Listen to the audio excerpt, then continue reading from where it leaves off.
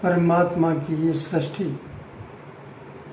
बहुत ही अद्भुत, अनुपम और अचिंत्य है, जिसमें परमात्मा ने जो रचना की है, उस रचना के प्रत्येक घटक अपने आप में परिपूर्ण है और इसलिए परिपूर्ण घटकों में अनेक प्रकार की क्रियाएं घटित होती हैं, जिनके द्वारा सुख दुख, हानि लाभ, जन्म मरण आदि आदि एक दूसरे के विरोधी तत्वों का आभास होता है।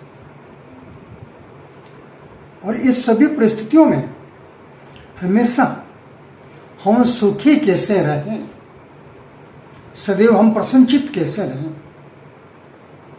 ऐसा कौन सा मार्ग है जिसके द्वारा सदैव हम प्रसन्नचित्त रह सकते हैं। परमात्मा ने हमें किसी कार्य विशेष के लिए ही मनुष्य रूप में जन्म दिया और मनुष्य का एकमात्र कार्य है उस परमात्मा को प्राप्त करना। और उसे प्राप्त करने के लिए हमारा अंतर्बाह्यकरण शरीर भी शुद्ध होना अति आवश्यक है।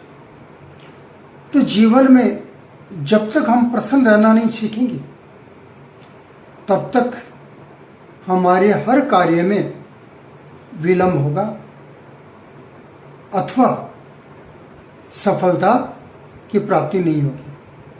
इसके लिए प्रसन्नचित्त रहते हुए प्रत्येक कार्य करें।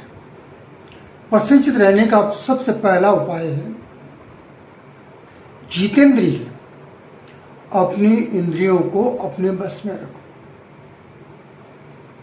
सृष्टि में जहां जहां हम जाएंगे, परमात्मा की रचना के अनेक दृश्य हमारी दृष्टिगोचर होंगे और उन दृश्यों को देख करके हमारी 11 इंद्रियां हैं, 5 कर्मेंद्रियां, 5 ज्ञानेंद्रियां, एक उभय इंद्रिय, जिनमें किसी भी प्रकार का कोई तत्व घृणा हो या प्रेम हो उत्पन्न ना हो। हम उस सभी को, हे मेरे प्रभु आपकी कृपा, श्री राम में सब जग जाने, करहु प्रणाम जोरी जग पानी। हे प्रभु आपकी कृपा, आपने मुझे ये दिया। क्या दिया? सुख दिया तो आपकी कृपा, दुख दिया तब भी आपकी कृपा। सुख दिया है तो हमारे सत्कर्मों के फलस्वरूप वो दे रहे हैं कि ठीक हो। दुख दिया है अर्थात हमारे पूर्व जन्म के किए हुए पापों को वो मुक्त करवा रहे हैं। ऐसा सोच करके हम उसे सहज स्वीकार करें। दूसरा है, हमारे अंदर में किसी भी प्रकार की कामना, वांछा, इच्छा नहीं रहनी चाहिए। जब हमें हो सामने वाला वो मुझे मिल रहा है तो मुझे ये प्राप्त हो जाए, मुझे ये प्राप्त हो जाए, ऐसी भावना कदापि ना रहे। क्या भावना है? हम परमात्मा के राजकुमार हैं, हमें लेने की प्रवृत्ति नहीं होनी चाहिए। हमारे अंदर में देने का ही विचार रहना चाहिए। हमारी प्रवृत्ति हमेशा देने में लगी रहनी चाहिए। कुछ भी हो हम देते जाएं, बाकी लेने की आकांक्षा ना करें। और जब आकांक्षा नहीं होगी तो कहना है क्या, हम हमेशा प्रसन्न रहेंगे। तीसरा घटक है रसों को जीतना। रसम जीतम सर्व जीतम। अगर आपने रसों को जीत लिया है तो सब कुछ जीत लिया है। मधुर अम्ल लवण कटु तिक्त कषाय, ये भोजन के रस है। प्रेम और घृणा, इसके अलग प्रकार से कई रूप हैं जो संसार के स्वाद है। इन सभी को हम एक रूप में माने। किसी भी प्रकार की हमारी कोई भी वस्तु की चाहे खाद्य पदार्थ हो, पेय पदार्थ हो, इनकी इच्छा न हो, जो सात्विक और हमारे सामने आ जाए जब हमें जरूरत हो तब, ऐसा नहीं। जब भोजन का समय हो, प्यास लगी हो, उस समय जो परमात्मा का प्रसाद मिल जाए, चाहे हम घर में रहें, आश्रम में रहें, कहीं बाहर रहें, तो बस स्वीकार करो।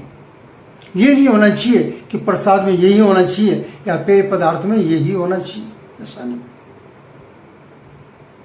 संसार में हमें चाहे मान मिले, चाहे अपमान मिले, चाहे अपना मिले, चाहे पराया मिले, चाहे सुख देने वाला मिले, दुख देने वाला मिले, कोई भी मिले, सबका कल्याण हो, सबका कल्याण हो। ये 3 सूत्र धारण कर लो जीवन में, हमेशा प्रसन्नचित्त होगी, हमेशा प्रसन्नचित्त होगी। संसार के जितने भी संबंध हैं, यहां तक कि देवताओं के भी जो संबंध है, सुर नर मुनि सबके ये रीति, स्वार्थ लागई करें सब प्रीति। हम संसार में सबसे बड़ा अपना स्वार्थ छोड़ दें, और ये स्वार्थ इन 3 ही वस्तुओं के अंदर में है। तीनों को जब त्याग करके हम बैठ जाएंगे, यानी कि जिसकी जिस प्रकार से जहाँ जरूरत होगी परमात्मा अपने आप व्यवस्था करता है, हम उसी को स्वीकार करके हम ईश्वर का धन्यवाद करते हुए अपने जीवन को पूर्ण करते हुए आगे बढ़े, तो परिणाम क्या होगा कि हमारे जीवन में हमेशा प्रसन्नचित्त रहेंगे, हमेशा प्रसन्नता रहेगी, हमेशा आनंद ही आनंद रहेगा। जीवन में जहां आनंद आया तो वहां दुख कैसा, जहां आनंद आया वहां अपमान कैसा, जहां आनंद आया वहां पराया कैसा। सब आनंद परमात्मा की, जो ईश्वर को स्वीकार है वही हमें स्वीकार है। जो ईश्वर देता है वो उसकी इच्छा है, वही हमें प्राप्त करनी है, वही हम सहर्ष प्राप्त करें। ये जो भी देगा वो अपनी तरफ से कुछ भी नहीं देता, वो हमारे कर्मों के फलस्वरूप देता है, और उसे हम स्वीकार करके, हमने अपराध किया छुप छुप करके, और जब दंड मिल रहा है तो हम सरेआम रो रो करके भोग रहे हैं। क्यों भाई, न हम अपराध करेंगे और न हमें भोगने जाएंगे, हम प्रसन्नचित्त रहेंगे, एकदम प्रसन्न रहेंगे। जीवन में यही तो आनंद है। परमात्मा के नाम की मधुरता हृदय में हो, परमात्मा की छवि मधुरता हृदय में हो, बस कहना क्या।